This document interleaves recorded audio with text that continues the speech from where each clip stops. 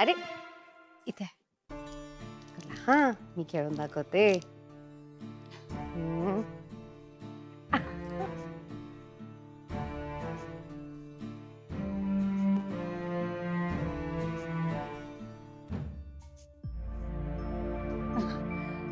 आता तुम्ही खेळा.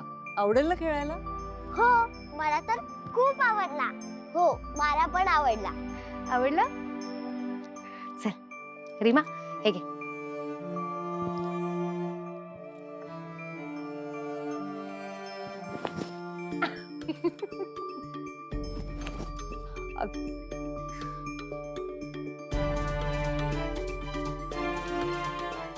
परत प्रयत्न कर.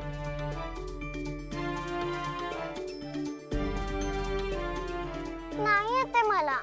अरे असं कसं येत नाहीये? येते.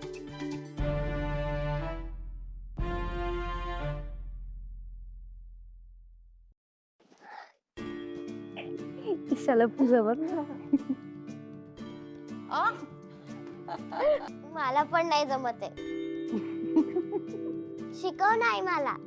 ए नाही हा, मी आधी माझी रीमाला शिकवणार. का? तिला आधी का? ती तुझी लाडकी मुलगी आहे का? हो मग आहेच माझी रीमा लाडाची. खूप खूप खूप खूप खूप खूप खूप लाडकी आहे. खरंच मी तुझी खूप लाडकी आहे. हो ग बाळा, तू माझी खूप खूप खूप लाडकी आहेस. ईशापेक्षा पण जास्त.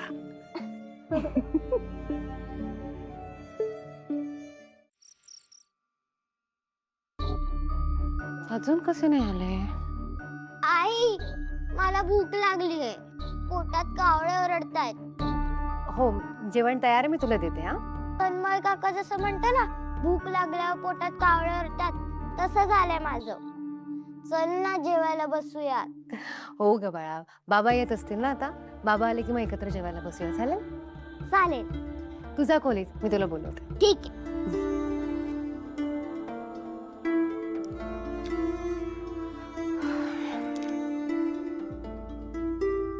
मी तुम्हालाच फोन लावत होते.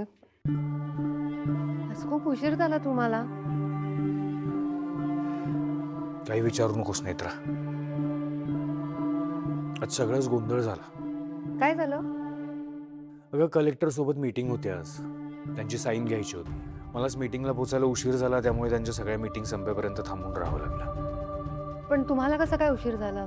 नाही म्हणजे सहसा तुम्ही वेळेत पोहोचताना म्हणून विचारला. अगं ऑफिसमध्ये एक नवीन स्टाफ जॉईन झाली आहे, मेघना.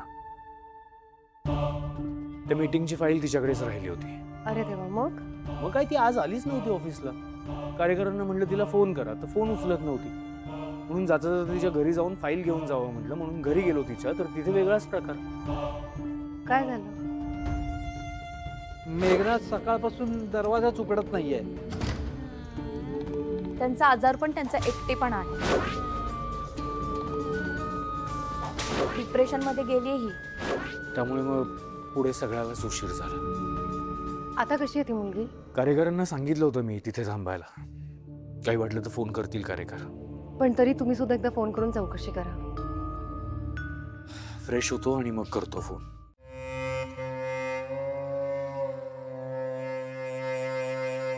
दादाला पण जेवायला बोलवलंस ना? मी नाही बोलवणार. का? मी सांगितलं ना तुला दादाशी नीट वागायचं म्हणून. मला नाही जमणार केदार. अगं पण का? केदार, त्या माणसाशी बोलणं काय, त्या माणसाचा चेहरा सुद्धा बघायची इच्छा नाहीये माझी.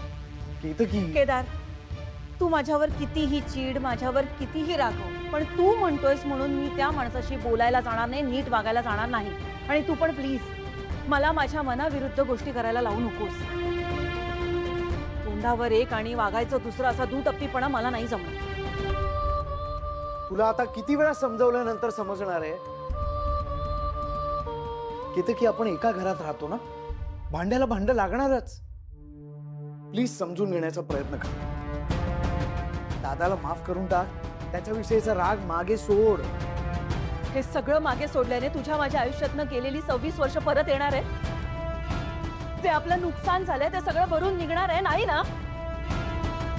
आणि केदार, जर जर गेलेली वेळ परत येणार असेल ना तर प्लीज मला सांग. मी हे सगळं विसरायला तयार आहे.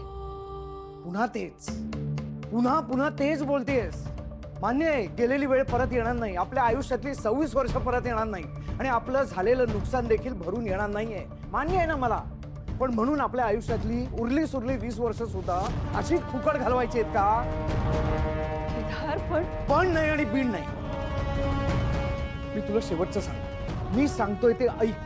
तुला आता ना पुन्हा पुन्हा पुन्हा पुन्हा तेच समजावून कंटाळा आलाय मला. मला असं वाटायला लागलंय मी परत आलो ना तीच चूक केलीये मी.